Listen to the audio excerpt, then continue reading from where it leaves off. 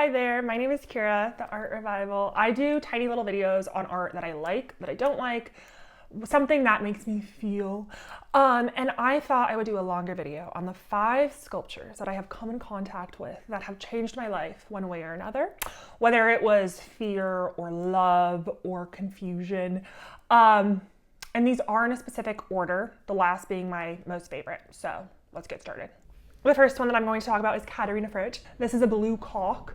And the reason that this was so moving is because it surprised me. I was at the National Gallery of Art, this is where this one is, and you walk up to the roof, not expecting anything, and you see a giant blue bird. Why is it there? Also, it's so big and you can walk amongst it, and it's outside, which I love sculptures that are outside. And one time I was there when it rained, and like that was just a whole other experience that we're not going to talk about now. Also, she has other ones where she makes giant black rats, which are scary and gross. This one I've seen is at the Seattle Art Museum, and it's terrifying because it's a beautiful white bed. Not a beautiful white bed, just a white bed with a black rat on it, and it's just nightmare inducing, so awful. The second artist is Katarina Andrews, and this is probably most terrified I've ever been around art, and that's not necessarily a feeling that I typically have. Art doesn't like scare me, but this scared me, and this is why it's so impactful. This, as you can see, is a chrome cylinder, and you can walk around it, and your reflection is there. Anyway, I was at the Hahn Museum, and there was a large floor with a bunch of contemporary art, and I saw this chrome cylinder out of the corner of my eye, and I was like, okay, whatever, I'm like not interested in it. I'm gonna go look at the other stuff, like pea bags. If you know, you know. And the person that I was with was like, oh, hey, go look inside that chrome cylinder. There's a hole inside. And I was like, okay, sure. Now, me being me, I thought I was gonna look inside the hole and there was gonna be, I don't know, like a cute little fluffy thing or just something sweet, not deadly. And when you look inside the hole, I have a little video of my experience. When you look inside the hole, there is a barrel of a gun pointed at you. So awful, yeah, like not great. This piece is called Lethal Weapon, and this gun is actually a prop gun that was used in the movie Lethal Weapon with Mel Gibson. Apparently he held that prop gun. But terrifying, absolutely horrendous. The third artist is Brancusi. This is a Romanian artist. And sometimes when you see sculptures, or even art in general, but I feel like mostly sculptures, there's some living, breathing essence in it, and it makes you feel something without even understanding it. Now that may seem like all flowery and ridiculous, but I feel this way mostly around sculptures, because when you can walk around something, it's very different than walking around a canvas that's on a wall. You're not really experiencing it. And this is probably when I fell in love with sculpture, was from Brancusi. His sculptures make me laugh. So this one, he had many that he called birds. This is a bird. How is it a bird? I don't know, but like, it's a bird, you know? And then he has this one that's a seal. Again, it's a seal, but like, how is it a seal? You know what I mean? Now, my favorite, probably one of my favorite sculptures ever, is he has a series called Newborn. And this is a newborn. You know what I mean? Like, it's a newborn. How? Is it the body? Is it the head? We don't know. And then before he made these very abstracted sculptures, he created ones that you could actually see the subject more. So this one is also called Newborn, and like seeing this, you're like, oh yeah, newborn. But somehow these abstracted ones, you look at them and you're also like, oh yeah, that's just a little baby. I don't know how you do that. Now, Brancusi is an amazing, very, very famous sculptor. He's in so many museums. It's so fun to see his work because you look at it and you're like, oh, is that funny guy? And it is.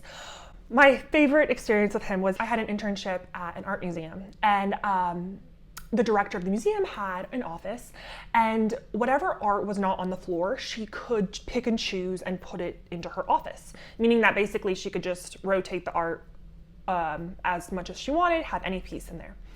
Anyway, I was in her office once with her approval, and she had this little sitting area, and next to the sitting area, she had this side table, and there was a Brancusi baby newborn head This is the actual one that was there. It's at the Krieger Museum. And it was just sitting on the side table in her office. And I lost my mind because I was like, how do you just drink your coffee every day and look at that? Anyway, and then I was like, oh my God, I'm going to be a museum director and just have like Brancusi heads all over me. That's not what I'm going to do. So whenever I see the work, it brings me back to babies and love and funny thoughts. Okay, the fourth one is Louise Bourgeois. This is a sculptor and a painter. My favorite thing that she does is these giant spiders. They're all over the world, and some of them are larger, some of them are bigger. The first one that I came in contact with was at the National Gallery of Art in their sculpture garden, and it was this tiny, well, small, like small-ish. I was like, hold up, why is there a spider? What is this? And then I became fully obsessed. Now my goal is to one day travel to see these gigantic ones and then to just like lay under it and be with her spirit. And apparently this larger one is owned by the Tate, so it's in their collection, and it used to be outside of the Tate. It's still in their collection, but it's not on view now, so that sucks. I was at the Tate last year and I did not see it, and I was very upset, but that's neither here nor there. Why the spider? So these spiders are named Maman, which is French for mother. These spiders are all a reference to her mother because her mother is incredibly clever and protective. They will do anything for their young, like a spider. This idea is so beautiful and so lovely, and whenever I see these, especially in person, I just think about my mom, and it's so cute and so sweet. Also, the contradictory idea to it, because spiders can be so scary and so intense, but at the same time, like once you get to know them, they're just sweet and they eat the little mosquitoes and other insects, I think. Do they eat mosquitoes? I don't know, but spiders are great and cool. Now for my favorite sculptor of all time, possibly my favorite artist. I don't want to say it's a favorite artist because like that's a lot, but yes, Maillol. He was a French sculptor, and he sculpted mostly in bronze, some in marble, some in wood, of the female form. It's gorgeous.